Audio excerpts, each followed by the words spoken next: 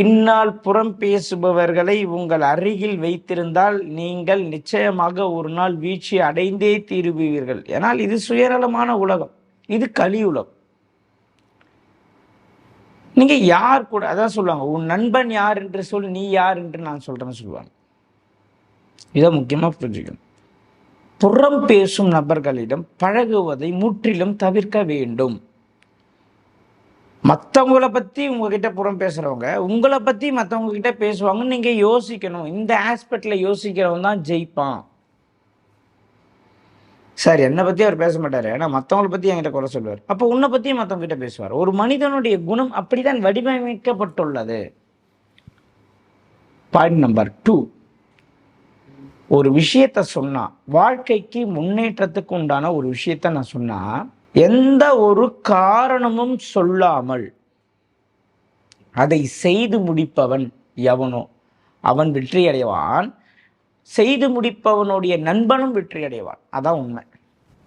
என்ன சார் இப்படி சொல்றீங்கன்னா, ஆமா, குறை பேசுபவர்களுடன் பழகுபவது ஆபத்து என்று சொல்ற மாதிரி, நிறைகளை பேசுபவனுடன், பாசிட்டிவா பேசுறவன், ஆக்டிவா இருக்கிறவங்க கிட்ட பழகுறவனும் சேர்ந்து ஜெயிப்பான். இதுக்கு உதாரணம், ஒரு கட்டத்தில் செவ்வாய் இருக்கு, அதே கட்டத்தில் ராகு இருக்குன்னா, ஒரு பெண்ணுடைய ஜாதகத்துல ராகு செவ்வாய் சேர்க்கை, அந்த பெண்ணுடைய கணவன் முரட்டுத்தனமானவர்னு சொல்றான் ஜோதிடத்துல. நீ யாருடன் சேரி, இப்போ 4 பேர் போறோங்க, 4 பேர் பர்ஃப்யூம் அடிச்சிருக்கோம், நல்ல சென்ட்டு. கூட ஒருத்தவன் வரான், வேலையை முடிச்சுட்டு சொட்டிங் வேர்வை ஸ்மெல் வருது அவனுக்கு.